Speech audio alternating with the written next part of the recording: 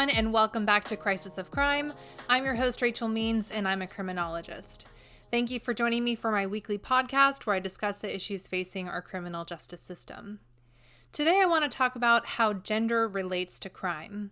I'll start by discussing how the differences in gender roles affect criminality, and then I'll go over the two most prominent schools of thought in regards to feminist criminology. Lastly, I'll be discussing the biggest problems with human trafficking in the United States, specifically sex trafficking, and what reforms we can make to help solve those problems. Let's go ahead and get started.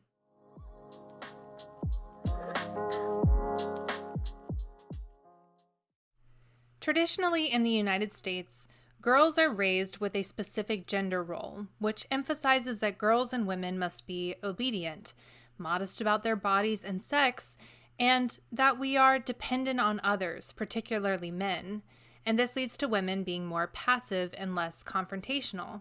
This ultimately lessens the chance that women will engage in crimes, especially violent crimes. The opposite can be said for boys and men. Boys are raised to be tough, independent, career-driven, and are told not to show any weak emotions, but that aggression is acceptable, and that seeking sexual pleasure is normal and oftentimes encouraged. This leads men to only know how to express themselves through aggression and physical outlets such as sex and violence.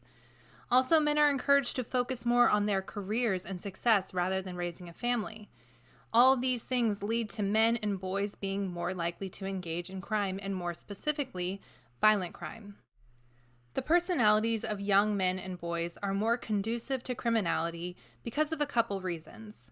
First, they are more likely to interact with delinquent peers, and they tend to be lower in self-control and social control compared to females. Additionally, occurrences such as head injuries are known to increase a person's chances of criminality, and these head injuries are more common among males because of the activities they take part in, since many male activities tend to be more physically aggressive. On the other hand, young women can have an increased chance of criminality if they enter puberty at a younger age, and this is for similar reasons as males. With the female body maturing early, young girls are more likely to engage in romantic relationships and interact with delinquent peers. The reason that interacting with delinquent peers has such a significant impact on a young person's chances of criminality is because of the social learning theories in differential association. As you'll remember, differential association suggests that crime is learned from one person to the next. Therefore, if a young individual is engaging with delinquents often, they will likely learn to be delinquent as well. We can also look at the strain theory to understand why men are more prone to criminality. The strain theory suggests that individuals will commit crimes because they are unable to achieve cultural goals through legitimate means. For men, the cultural goals are usually things such as not being able to provide for their families or not being able to achieve a certain status, which could be something like keeping up with cultural trends to emulate wealth and success. Males will react to strain with moral outrage, and since males are lower in constraint, self and social control, and are higher in negative emotionality, they have a much higher chance of engaging in illegal activities to meet their goals. Women, on the other hand, have cultural goals such as being sexually modest, especially for girls and young women, or becoming a mother, which might be a cultural goal for an adult woman. And females will react to strain with anger, depression, and guilt. These emotions are less likely to lead to illegal activity compared to those emotions of men. Instead, for women, these behaviors are much more likely to lead to self-destructive behaviors.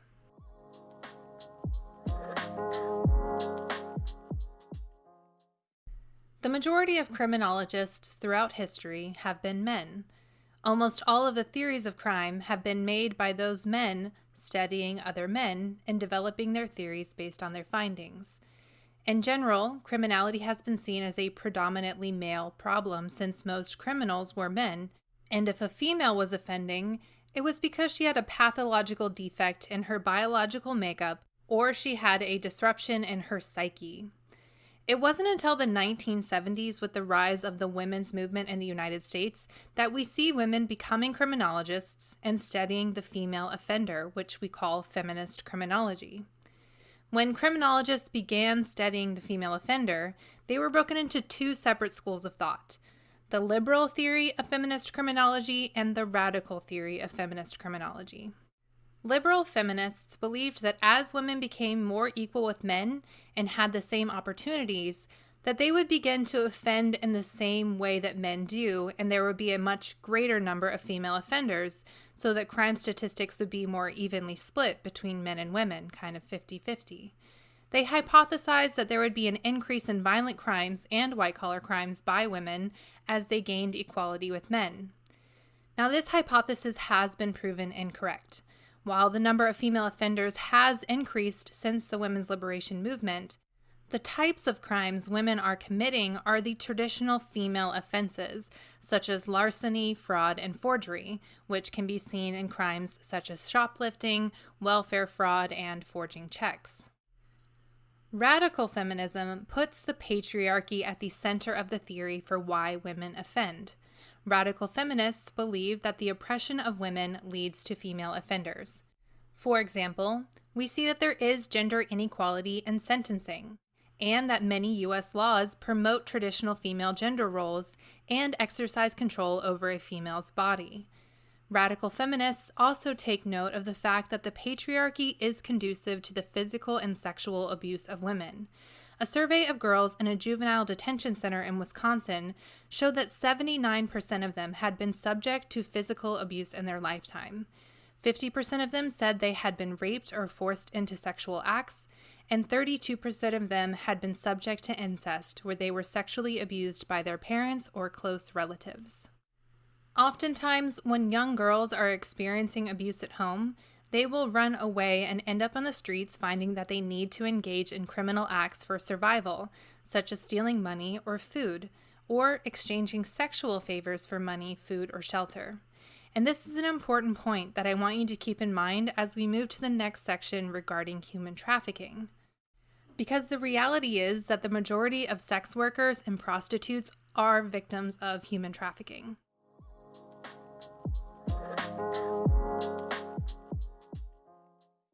It is estimated that between 15,000 and 50,000 women and children are forced into sexual slavery in the United States every year.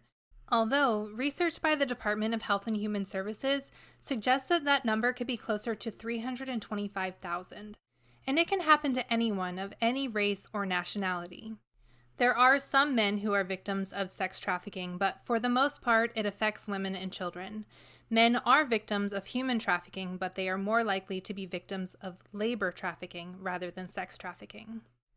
Counting the number of sex trafficking victims can be hard to gauge, and we are going to discuss why that is as we go through this section. Victims are generally trafficked through pimps, gangs, and family members. For pimps, it's usually a single person controlling the victim or victims, and they manipulate them physically, emotionally, and psychologically.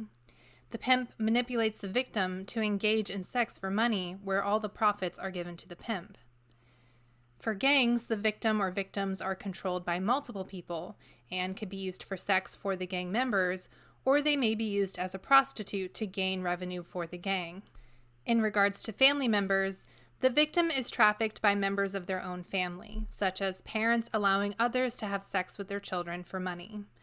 Another facet of this is a family may sell their child into a forced marriage.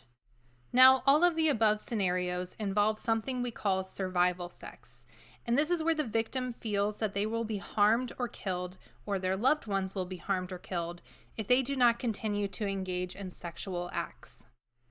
While some sex trafficking occurs on street corners, the majority of trafficking occurs online, and this can happen through common platforms such as Craigslist and Facebook. There have also been illegal sites labeled adult service providers, which generally get taken down as they are discovered by law enforcement, but another one will quickly pop up. It's a cycle of law enforcement finding a new site, taking it down, and another one being created.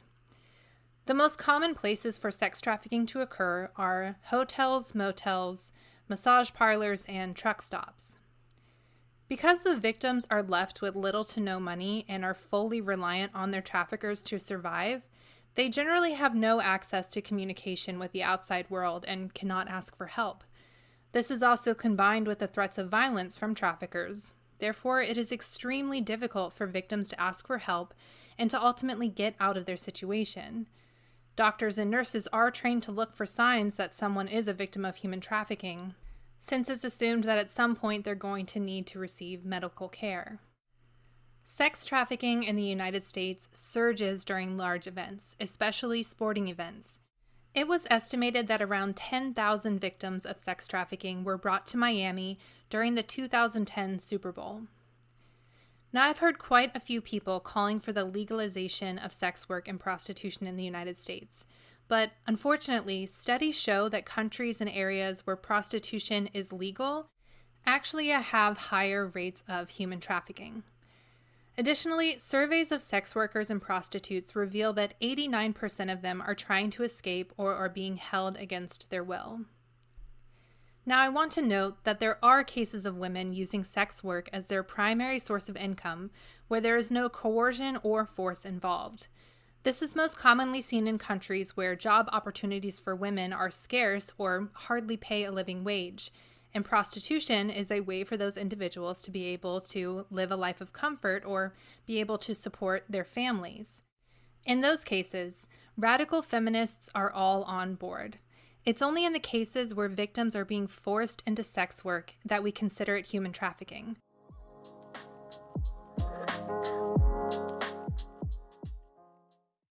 Prostitution used to be legal in every U.S. state, but it was generally frowned upon. Brothels were a common place to have in towns and cities, but they were seen as eyesores.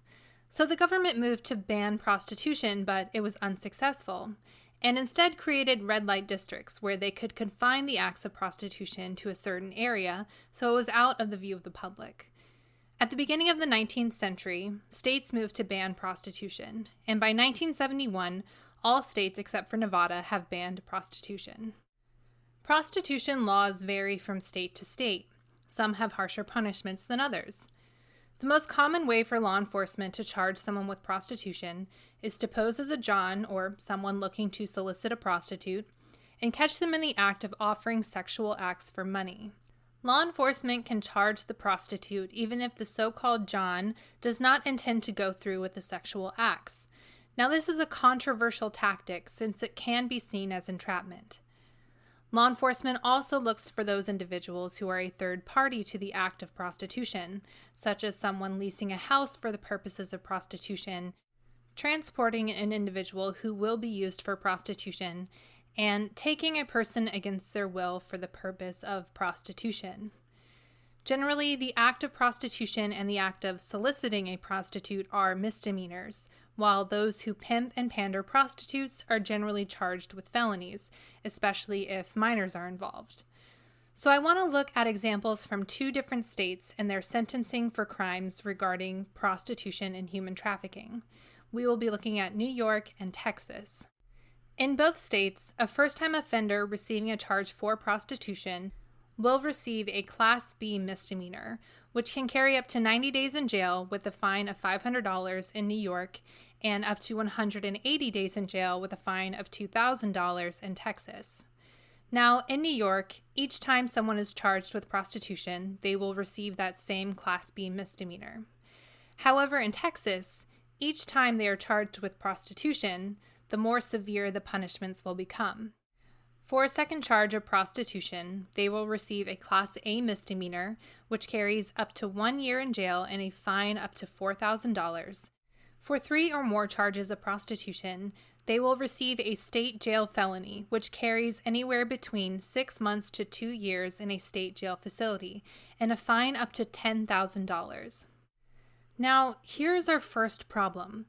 These are the penalties for prostitution. And as we have discussed in earlier sections, the majority of prostitutes and sex workers are victims of sex trafficking. All cases where a prostitute has a pimp or is a member of a gang, they are a victim of sex trafficking. If they are a minor, they are a victim of sex trafficking. But yet, these victims are being criminalized and put in jail or given large fines. In some cases, they're becoming felons, which is something that will make having a normal life in the future extremely hard. And on top of that, oftentimes when a prostitute is arrested, their trafficker will bail them out and will continue the cycle of abuse. Now for the charges against pimps, gangs, and human traffickers. For the purposes of definitions, pimps and gang members who promote prostitution are usually charged with compelling prostitution. Human trafficking requires that the offender partake in the illegal trade of humans, and that definition can get misconstrued.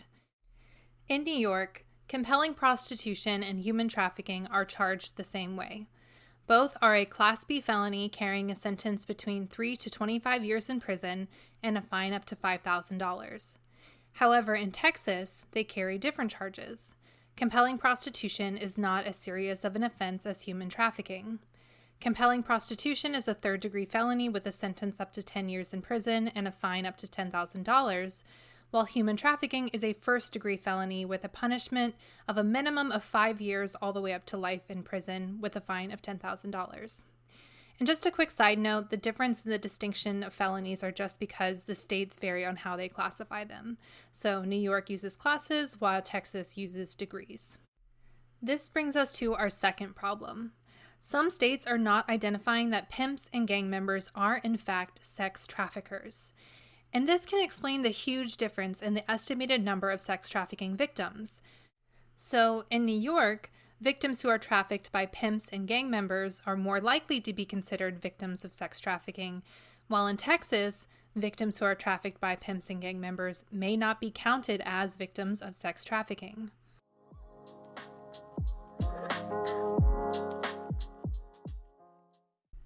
Let's take a look at the problems we've identified and try to figure out what we can do to help solve them. The first problem was that victims of human trafficking are being criminalized. So first and foremost, we need to change the laws in the United States that are criminalizing victims of human trafficking. Sex work and prostitution should be decriminalized, but not legalized.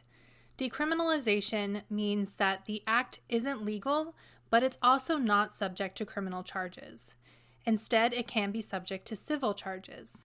Civil charges will not punish victims as if they are criminals, but can instead require them to engage in social and treatment programs, such as substance abuse rehabilitation programs, since many victims are addicted to drugs, which is usually initiated by their abusers to help control them. They can also be required to go to counseling and receive job and skills training.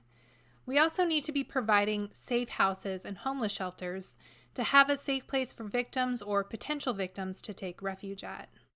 Additionally, we need to train law enforcement on what human trafficking actually looks like. Currently, for the most part, law enforcement treats prostitutes as criminals. And since many victims of sex trafficking have been threatened, manipulated, and forced to be addicted to drugs, they generally don't ask for help when they're being arrested. The federal government is working to create efforts to reduce human trafficking by identifying and helping victims, while also identifying traffickers and bringing them to justice. The federal government is requiring that 15 of its agencies need to create detailed initiatives on how to combat human trafficking. Some of the agencies and departments include Homeland Security, Labor, Health and Human Services, Housing and Urban Development, the FBI, Agriculture, and Education. Additionally, some cities such as Atlanta, Chicago, and Minneapolis are leading the way to model how to combat human trafficking. These 3 cities have received funding from an initiative called the Partnership for Freedom, and will be identifying which programs are most successful in the efforts to end human trafficking.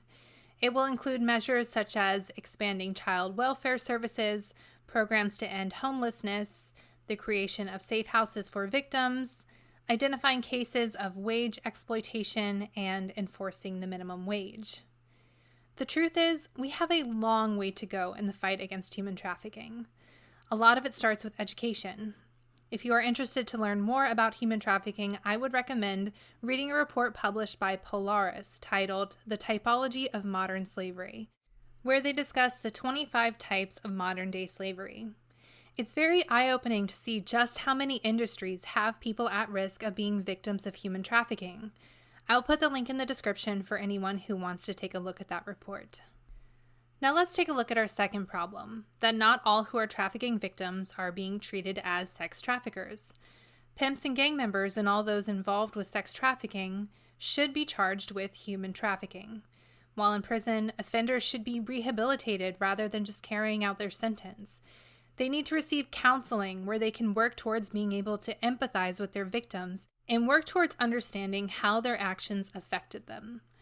They should be educated and provided with job and/or skills training. Studies show that low literacy and poor education lead to more violent behaviors. Substance abuse counseling and rehabilitation should be provided to those inmates who are struggling with substance abuse. Jails and prisons should be focusing primarily on rehabilitation rather than punishment.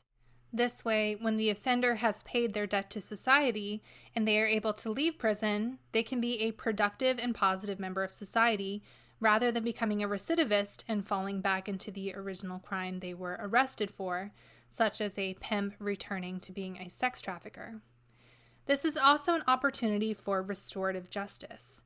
If the victims of human trafficking are comfortable with meeting their traffickers after the offender has been rehabilitated, it can bring closure to both parties for an offender to be able to seek forgiveness for what they have done, and in some cases, even for the victim to offer their forgiveness.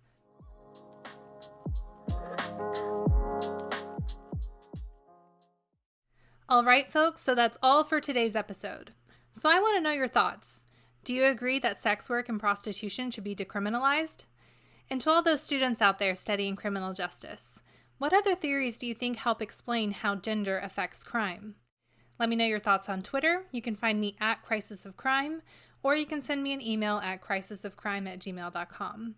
As always, I look forward to hearing from you. If you want to check out any of my sources for today's episode, they are listed in the description below. Thank you all so much for spending time with me today, and until next time, this has been Crisis of Crime.